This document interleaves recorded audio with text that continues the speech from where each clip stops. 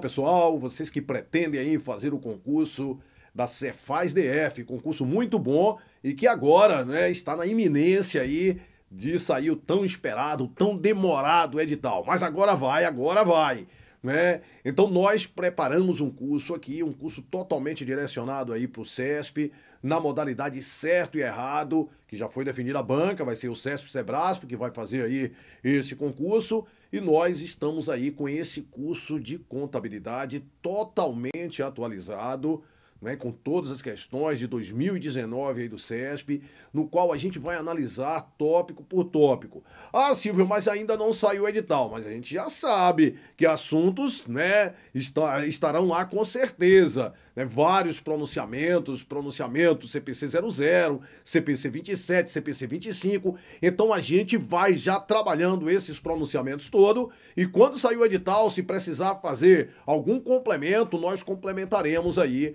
com certeza absoluta. Beleza, pessoal? Então, esse é o curso ideal para você que pretende ser aprovado aí no concurso Cefaz DF. A gente vai focar o curso aqui 100% aí no CESP, certo e errado, para fazer com que você gabarite essa prova e seja aprovado. Beleza? Então, sem muita conversa, vamos aí. Partiu DF. Então, temos aí, primeiro a gente faz ali uma revisãozinha, né? Contabilidade, a gente tem aí contabilidade, né? É uma ciência, né? Contabilidade é uma ciência que estuda e pratica as funções de orientação, controle e registro relativos aí à administração econômica. Então, contabilidade, ela possui princípios próprios, ela tem um objeto próprio, ela tem os métodos próprios aí de estudo, né? Então, possui princípios, teorias, sistemas e métodos próprios desenvolvidos para o estudo do seu objeto, que é o qual? O patrimônio. Patrimônio é o objeto da contabilidade que vai estudar tanto sobre o aspecto quantitativo quanto sobre o aspecto qualitativo. Perfeito, Silvio. Então, é uma ciência social. A contabilidade ela não é a ciência exata, ela é uma ciência social, né? Estuda e registra os fatos ocorridos no patrimônio, fornecendo informações úteis para tomar decisão pelos gestores das entidades. Então, ciência social é o impacto humano, né, na alteração aí patrimonial. Ela não é uma ciência exata. Os números, eles são meros instrumentos de medida das alterações ocorridas no patrimônio, né? Muitas vezes lá você vai ter um ativo que está com um valor de 100 mil, né? Mas, né, matematicamente, né, se você fosse verificar com uma ciência exata, aquilo valia 100 mil. Mas tem uma expectativa de perda, tem determinadas coisas lá que você vai ter que constituir uma redução. Então, muitas vezes o contador pega, já vai enxergar aquilo ali como 80 mil. Então, contabilidade não é ciência exata, certo? Não é a ciência exata como matemática, né? Ela é uma ciência social aplicada, assim como administração, assim como economia. Perfeito, né? Vamos lá. O objeto da contabilidade. Silvio. O objeto da contabilidade. O objeto da contabilidade é o patrimônio das entidades. Patrimônio esse, né, que vai ser o quê? Vai ser o conjunto de bens, direitos e obrigações. E ele vai ser estudado tanto sob o aspecto quantitativo quanto sob o aspecto qualitativo. Bens, direitos e obrigações. O objetivo da contabilidade, né, isso é o objetivo meio, o controle do patrimônio, né? O objetivo meio, o controle do patrimônio, com a finalidade de fornecer informações aos seus usuários para facilitar aí na tomada de decisões. Então, muitas vezes isso aqui vem como finalidade ou vem até como objetivo, como se fosse o objetivo aqui, ó, objetivo final. Esse seria o objetivo meio, o controle do patrimônio, com o objetivo fim de fornecer informações úteis para a tomada de decisões.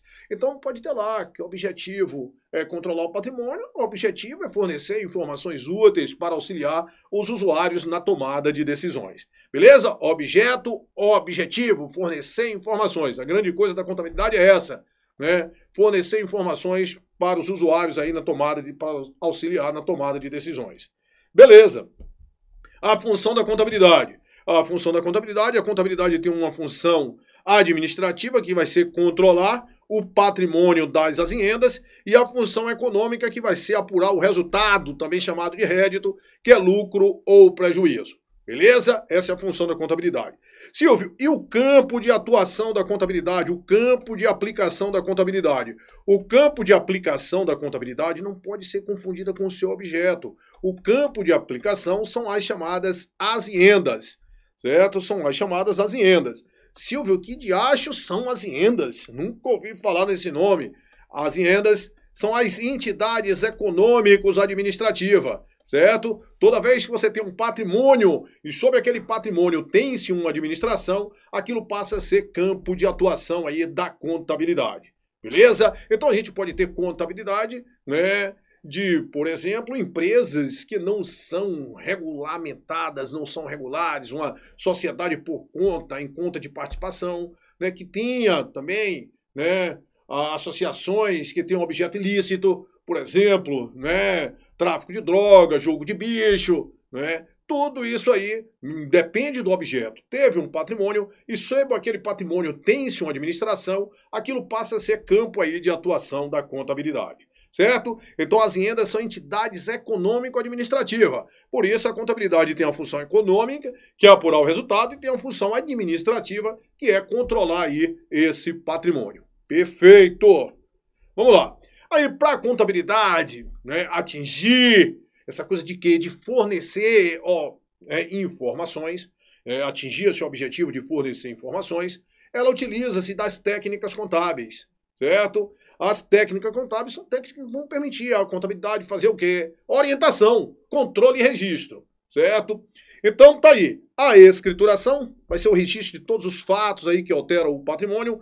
As demonstrações contábeis, que são, né, relatórios que vão permitir a comunicação da contabilidade com o usuário da contabilidade. Porque a grande coisa da contabilidade é fornecer informações. Perfeito, né? Mas imagine se você pega uma escrituração, tudo lá, comprou, vendeu.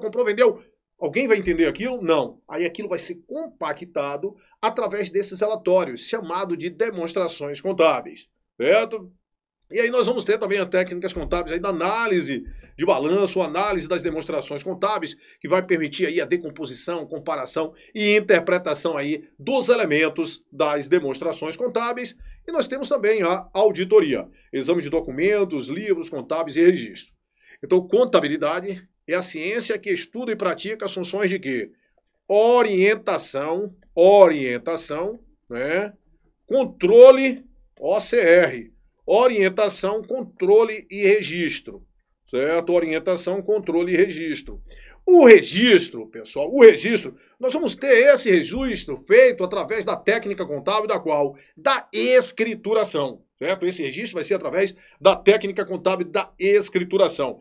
Por sua vez, né, a orientação, que é a grande coisa da contabilidade, de fornecer informações úteis para auxiliar os usuários na tomada de decisões, vão ser, né, colocadas em práticas através de quê? Das demonstrações contábeis, certo? O controle aí é feito, né? A contabilidade controla o patrimônio, ela está sujeita aí também a controles aí através aí da auditoria. Beleza? Então aí nós temos as chamadas técnicas contábeis. Perfeito!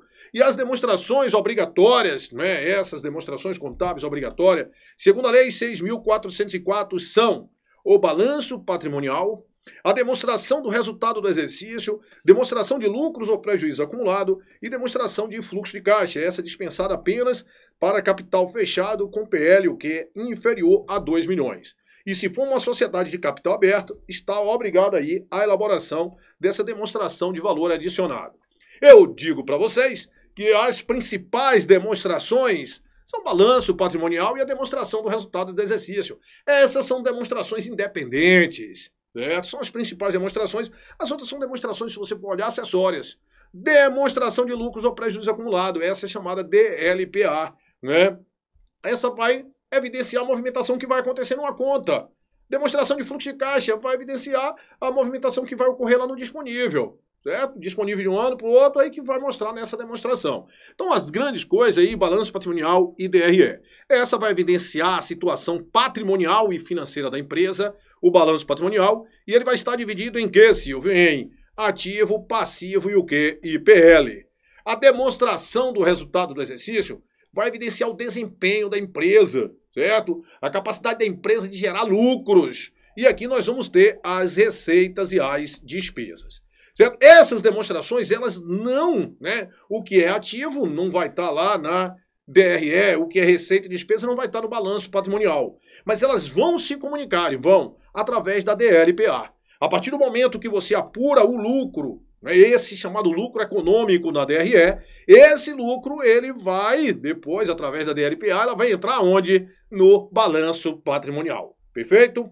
Ok. Essa demonstração de fluxo de caixa ela não é obrigatória para toda e qualquer empresa. Ela é obrigada para toda sociedade de capital que é aberto e de capital fechado somente que tiver IPL acima de 2 milhões. A gente, claro, vai estudar, né, os CPCs, e de acordo lá com os pronunciamentos contábeis, tratado lá no CPC 26, que trata das demonstrações contábeis, aí fala que os demonstrativos obrigatórios serão o balanço patrimonial, a demonstração do resultado do exercício. A DLPA não faz parte do conjunto completo das demonstrações previsto no CPC. Ela é substituída por quem? Por um demonstrativo mais completo, que é a DMPL. Nós teremos a DFC, né, também a DVA para as sociedades de capital aberto, e aqui nós teremos um outro demonstrativo que é a demonstração do resultado abrangente, ou seja, mutações que vão ocorrer lá no patrimônio líquido que não são decorrentes de transação com sócios na qualidade de proprietário, beleza, aumento, diminuição que a gente vai ter lá no PL, mas que não é distribuição de dividendos, que não é integralização de capital. Beleza. E aqui eu chamo atenção de uma coisa importante, porque de acordo com a Lei 6.404, ele fala que as demonstrações, né, serão complementadas através de notas explicativas, certo? Então serão complementadas através de notas explicativas. E já de acordo com o CPC 26, as notas explicativas, elas compõem o conjunto completo aí das demonstrações, beleza? Então aqui de acordo com o CPC 26, aqui de acordo com a Lei 6.404, lembrando que relatório de administração, relatório de gestão, não compõe aí esse conjunto completo das demonstrações. Perfeito, Silvão! Então vamos aí, né? Só falando aí do patrimônio para a gente começar aí a resolver as questões. O patrimônio, o objeto da contabilidade, ele vai ser o conjunto de bens, direitos e obrigações vinculado a determinada entidade sem, né, com ou sem fins lucrativos. E o patrimônio das entidades, ele é autônomo em relação aos demais patrimônios. Podendo a entidade dispor dele, né, livremente, o patrimônio não pode ser aí confundido com o dos sócios, inclusive isso é um dos princípios basilares da contabilidade, o princípio da entidade. Perfeito, agora vamos ver como é que esse negócio cai, colocando logo aí uma questão, né, de 2018, agente da Polícia Federal. Considerando que a contabilidade é a ciência que estuda os fenômenos patrimoniais sob o aspecto da finalidade organizacional, julgue o item a seguir no que se refere a conceitos, objetivos e finalidade da contabilidade. Sob a ótica citada, o objeto da contabilidade é o patrimônio do ente contábil específico. Exatamente, né? O objeto é o patrimônio e é de um ente contábil específico, um ente que está sendo, né, estudado ali. Perfeito, né? Verdadeiro aí a questão de número 1, né? O objeto da contabilidade é esse patrimônio desse ente específico. A contabilidade integra o rol das ciências exatas. Falso! Nós já vimos que ela integra o rol de quê? Da ciência social, por estar dedicada à mensuração da riqueza do ente contábil. Falso! Portanto, aí o item 2 é um item falso, ela não é uma ciência exata. Item 3, a contabilidade tem como objeto, né, o patrimônio. Perfeito, o objeto da contabilidade é o patrimônio. E como um de seus objetivos, né, prover seus usuários de informações úteis para a tomada de decisões. Perfeito, perfeito, né? O objeto é o patrimônio e o objetivo é fornecer informações, né, para a tomada de decisões aí por parte dos usuários. Perfeito. Questão 4. O objeto de estudo da contabilidade são as entidades econômicas administrativas, né? O que inclui as instituições com fins sociais. Muita gente marcou essa questão aí como verdadeira, eu tenho certeza, porque ele confunde, né? Ele pega o objeto com o campo de aplicação da contabilidade. As entidades econômicas administrativas não é objeto de estudo da contabilidade. O objeto de estudo é o quê, Silvio? É o patrimônio, certo? É o patrimônio. Agora, se ele falasse o campo de atuação da contabilidade são as entidades econômicas, o que inclui as instituições, aí estaria verdadeiro. Mas ele falou o objeto de estudo são as aziendas. Não, né? O objeto de estudo é o quê? É o patrimônio, Silvão. Então, portanto, aí item 4 é um item falso. A contabilidade se define atualmente como a ciência do patrimônio, né, teoria patrimonialista, cujo objetivo é captar os elementos sensíveis, perceptíveis e habituais de transações que afetam a riqueza das organizações. O objetivo da contabilidade é o quê? Controlar o patrimônio para quê? Para fornecer informações úteis para auxiliar os usuários na tomada de decisões. Portanto, nada disso aí, falso. Permitir o planejamento, controle e análise patrimonial com vistas, né, à tomada de decisão constitui o objetivo da ciência contábil. É verdadeiro, né? Olha só, colocado de uma outra forma, vai permitir que planeje, que controle, né? A grande coisa é controlar o patrimônio com vistas o quê? A fornecer informações aí para a tomada de decisões. Certo? A grande coisa é essa, é fornecer informações para auxiliar os usuários na tomada de decisões. O objeto da contabilidade se restringe ao que ele está me dizendo, se restringe ao aspecto quantitativo do patrimônio organizacional. Não, o objeto da contabilidade é o patrimônio, certo? Que a contabilidade estuda tanto sobre o aspecto quantitativo quanto o aspecto qualitativo. Silvio, quantitativo é o quê? Dá valores, é monetário, e aqui a qualidade dos elementos. Muitas vezes ela tem 100 mil no ativo, mas uma tem 100 mil em mercadorias, a outra tem 100 mil em dinheiro. Quantitativamente, ambas têm 100 mil, mas qualitativamente o patrimônio está composto diferentemente. Beleza? E a contabilidade vai se preocupar tanto sobre o aspecto quantitativo quanto o aspecto qualitativo. Portanto, não se restringe, alternativa aí o quê? Falsa. Questão 8. O balanço visa apresentar a posição financeira e patrimonial da empresa em determinada data e representa, portanto, uma posição dinâmica. Olha só, isso está falso. O único demonstrativo que é um demonstrativo estático é o balanço patrimonial. O balanço patrimonial representa a situação patrimonial e financeira da empresa. Perfeito. Mas ele é um demonstrativo que é estático, em determinado momento. Certo? Em determinado momento, lá no final do exercício, ele tira uma foto quanto tem de bens, direitos e obrigações. Então, se ele me falar, o ativo representa, porque o ativo são elementos, ativo, passivo e PL são elementos de quê? Do balanço. Então, eles vão representar o quê? A posição o quê? Estática e não a posição dinâmica. Diferentemente dos outros relatórios, certo? DRE, posição dinâmica, DLPA, posição dinâmica da empresa. Portanto, falso aí. O item 8. Item 9. Independente do objeto social definido no estatuto, uma SA será mercantil. Exatamente, né? Será mercantil e se regerá pelas leis do comércio. Isso é logo no início aí da lei 6.404, que rege aí as sociedades anônimas, que coloca isso aí, independente do objeto social definido no estatuto, a sociedade anônima ela será comercial, será mercantil e será regida pela lei de uso e comércio. E essa lei 6.404, ela tem que ter cuidado com relação a ela, principalmente do artigo 175 a 202, que regulamenta aí a parte contábil, né? A parte contábil, certo? Então, independente do objeto, a sociedade anônima será mercantil e será regida aí pelas leis do comércio. Perfeito. A contabilidade atinge seu objetivo de fornecer informações sobre a composição e as variações do patrimônio para a tomada de decisões por meio das técnicas contábeis de escrituração contábil, demonstrações contábeis, auditoria e análise de balanço. Perfeito, essas aí são as chamadas técnicas contábeis. E ela vai atingir seu objetivo de fornecer informações justamente aí através dessas técnicas contábeis. Perfeito. Para fins de levantamento do balanço patrimonial e outras demonstrações financeiras, o exercício social deve ter a duração de 1 ano, certo? Mas na constituição da entidade e quando de alterações estatutárias, a duração do exercício poderá ser diferente. Perfeito, né? A Lei 6.404 fala que o exercício social terá a duração de 1 ano, certo?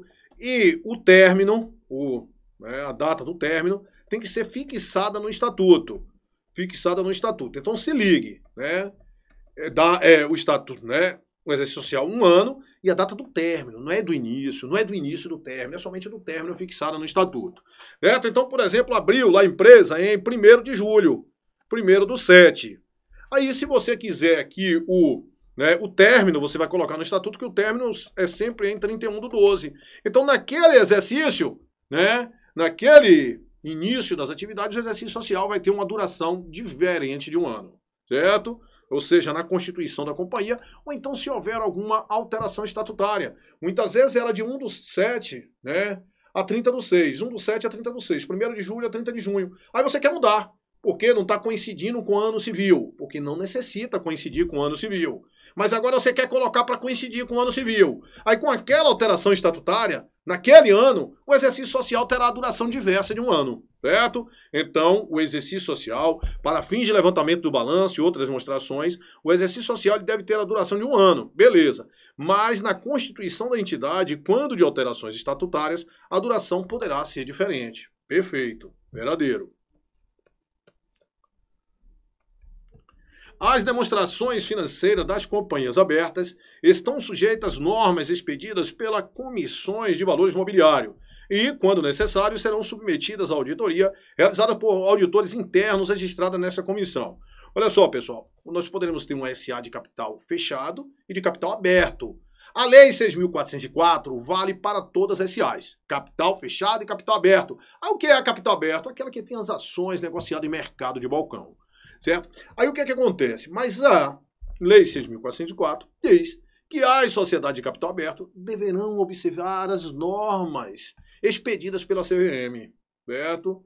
E serão auditadas, deverão ser auditadas por auditores registrados na CVM. Então deverão, eles serão, e quando necessário, não, isso é obrigatório. Certo? Se for a sociedade de capital aberta, estão sujeitos às normas expedidas para a CVM, estão obrigadas a auditorias e auditores registrados lá na CVM. Certo? Obrigadas. Portanto, falso. E chamo a atenção, né, do seguinte.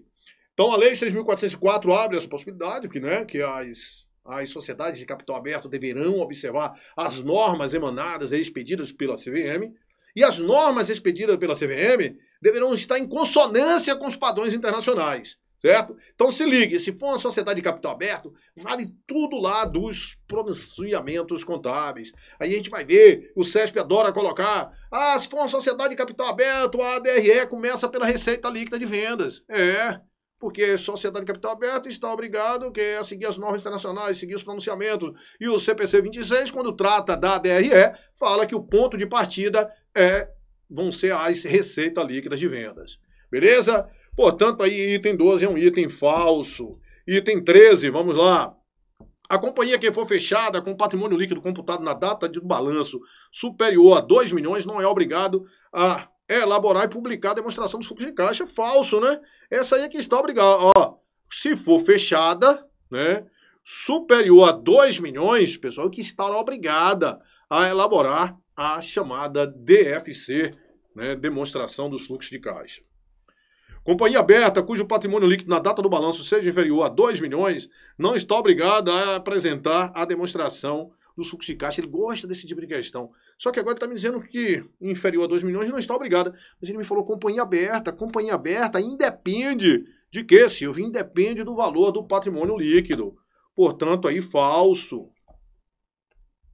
15. Entre as demonstrações contábeis exigíveis para todas as sociedades por ações, inclui o balanço patrimonial, a demonstração de fluxo de caixa e a demonstração do valor adicionado. Demonstração do valor adicionado é somente para a sociedade de capital aberto. Demonstração de fluxo de caixa também não é para todas as empresas. Porque se for uma sociedade de capital fechado que tiver um PL até 2 milhões, está desobrigada a elaboração aí da chamada DFC. Portanto, né, falso aí. Visto aí essas partes, a parte inicial, né, vamos continuar. Aí nós temos, né, que o objeto da contabilidade vai ser o patrimônio, este estudado sob aspecto quantitativo e qualitativo. E aí nós temos, né, o patrimônio. Do lado esquerdo nós vamos ter o que é a parte positiva, né, o ativo, também chamado de quê? De patrimônio bruto, capital aplicado, recurso aplicado, capital investido, tudo sinônimo aí de ativo. O passivo, por sua vez, passivo, né? Aí nós temos nós estamos vendo aqui o passivo, né, exigível, chamado de capital alheio, capital de terceiros, passivo exigível, recurso de terceiros, e o patrimônio líquido, também chamado de situação líquida, capital próprio, passivo não exigível, recursos próprios, certo? Isso aqui, pessoal, tudo são chamados de obrigações. O lado direito, todas as obrigações. Primeira parte, nós temos obrigações para com terceiros e obrigações para com os sócios. certo? Obrigações para com terceiros e obrigações para com sócios. Todo esse lado aqui são obrigações. A grande diferença é que a obrigação para com terceiros, obrigações exigíveis, e a obrigação para com os sócios não são exigíveis. Né? Ah, Silvio, se o PL é a obrigação, o PL é uma coisa ruim. Pessoal, o PL é ruim? O PL é a diferença entre o ativo e o quê? E o passivo exigível, não é isso? Então o PL é uma coisa boa. O PL é uma coisa boa, certo? Agora você olhando pela ótica, olha só, para os sócios o PL é bom. Pode ser vender tudo, aquela parte vai ficar para o sócio. Agora, para a empresa, né, a contabilidade é da empresa. Então, isso aqui tudo é obrigação da empresa. Obrigação da empresa para com terceiros e obrigação para com os sócios. A diferença é que essa obrigação para com os sócios é uma obrigação que não é o quê? Que não é exigível. Certo? Todo esse lado aqui são chamados aí origens de recurso. Né? Origens de recurso, e esse lado aqui são chamados aplicações de recurso. Quando eu falo, esse lado são origens, esse lado são aplicações, não é que não tenhamos aplicação do lado, né, do ativo, não. O aumento desses valores aqui vai ser origem. O aumento desses valores aqui vai ser aplicação. Tudo que a gente for ver em contabilidade, vai ter você tem que localizar uma origem e uma aplicação. Uma origem e uma aplicação. Por exemplo, se você comprou mercadoria à vista. Se você comprou mercadoria à vista, aí vai aumentar, comprou mercadorias a prazo. Aí aumenta mercadorias e vai aumentar quem? E vai aumentar fornecedor, certo? Então, aumentou o lado esquerdo e aumentou o lado direito. Então, o que aumentou lá no lado esquerdo, isso aqui foi uma aplicação. O que aumentou no lado direito foi o quê? Foi a origem, certo? Foi a origem de recurso. Agora, se você comprar mercadorias à vista, olha só, aumentou mercadorias e diminuiu quem? E diminuiu caixa, certo? Aí, presta atenção, quando aumentou mercadorias, aquilo foi uma aplicação. Mas comprou com recurso de quê? De caixa. Caixa aqui foi a origem. Aí, realmente, se diminuiu o caixa, aquilo ocasionou recurso para a compra de mercadorias. Então, a origem vai ser tanto quanto o lado direito aumenta, quanto o lado esquerdo faz o quê? Diminui, certo? O lado direito aumentou, o lado esquerdo diminuiu. Nós teremos aí as origens. E isso é importante, porque se você localizou origem e aplicação, você sabe tudo na contabilidade. Né? Situações patrimoniais. Nós temos a situação líquida positiva, também chamada de superavitária, é quando o ativo é maior do que o passivo. Entenda ali, passivo exigível. Isso implica o quê? Um PL maior que zero. Situação líquida positiva sem obrigações, né, seria, na realidade, uma variação dessa situação líquida. Seria a melhor possível. Isso aqui, o PL é maior que zero e o passivo é igual a zero. Esse caso aqui, pessoal, é um caso que você só teria normalmente na constituição da companhia. Você não tem passivo, todo ativo é igual lá ao PL. Situação líquida negativa de passivo é descoberto, é o ativo menor do que o passivo, e isso implica o quê? Um PL menor do que zero. Situação nula ou situação equilibrada é quando o ativo é igual ao passivo, que o PL vai ser o quê? Igual a zero. Então, se você for olhar, o PL ele pode ser maior que zero, menor que zero ou igual a zero. Certo? Dependendo da situação de ativo e passivo. A única coisa que o PL não pode ser é o que, Silvio? A única coisa que o PL não pode ser é maior do que o ativo. Certo? Perfeito. Aí o ativo vai ser dividido em dois grupos, se liga aí, ativo circulante e ativo não circulante. O ativo não circulante dividido em 4 subgrupos, ativo realizado a longo prazo, investimento imobilizado, intangível, nós vamos estudar aí tudo com calma. O passivo dividido em 3 grupos, passivo circulante, passivo não circulante e PL. Passivo circulante e passivo não circulante é a parte ali do passivo que é exigível, né? E aí o PL, capital social, reserva de capital, reserva de lucro, ajuste e avaliação, ações de tesouraria e prejuízos acumulados. Beleza? E aí a gente vai começar aí nossa série aí, né, de questões, mas como já estamos terminando o prazo, a gente dá um tempinho aqui e volta já já aí seguindo na resolução das questões. Até já!